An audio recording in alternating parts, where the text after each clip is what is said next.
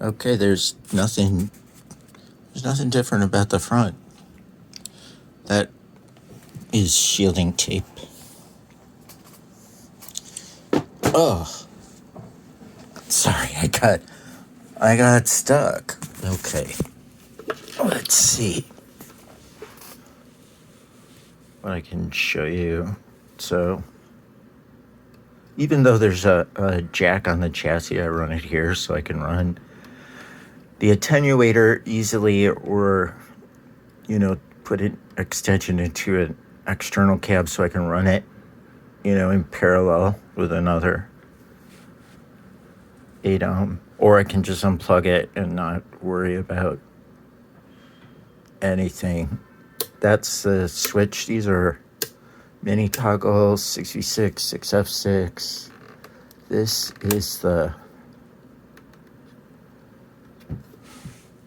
feedback. So in this position, it's the feedback that's shown on the schematic. And like I said, roll it up to the spring. When I put it there, it's about 80 Ks. So you lose, some of the highest resistor. Anyway, this is a JJ ECC 803S. So it's the long plate, low noise JJ, which can come with, if you've got your own tubes, that's cool. I'll bring them, I'll plug them in and see what they sound like. And that is a new old stock test says new General Electric 6F6. So dig this. Oh, and also the speaker is a Rolla. I don't know if you can see the code. 285, 8 ohm code. It's got a whizzer cone, and it's really good. Like the speaker that came in here was caca. So let me tell you about why I biased this for a 6F6 and a little bonus fact. The 6F6 bias setting will also run the Russian 6V6. And if you don't have a tube and you don't want to buy one of my power tubes, I'll put this one in. It can come included with it. I just personally don't like it. I think that in this amp, this tube is kind of flat, and especially on the low end. It sounds it's not quite compressed.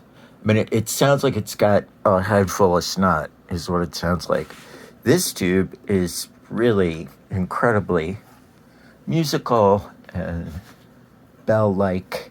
So it is a true pentode, which is why I have it. Sometimes people will put in a 6K6 in a 6V6 amp. You have to be really careful with that.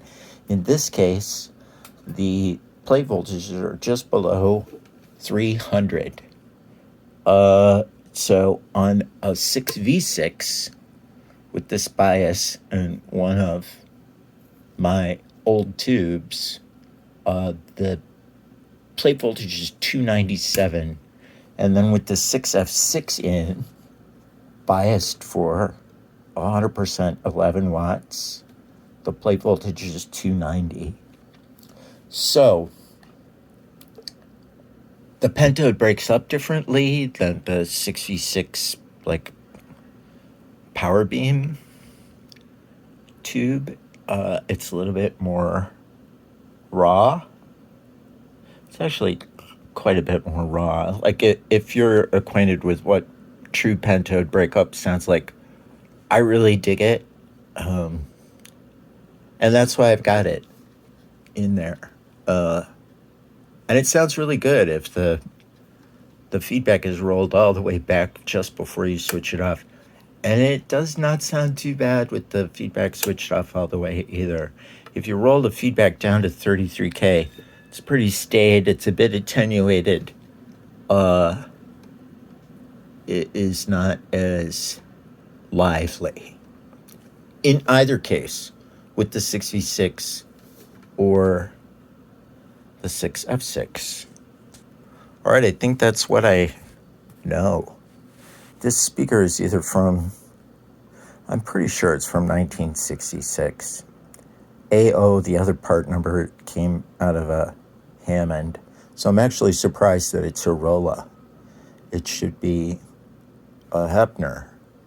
I have a Hepner, and I didn't like it as much.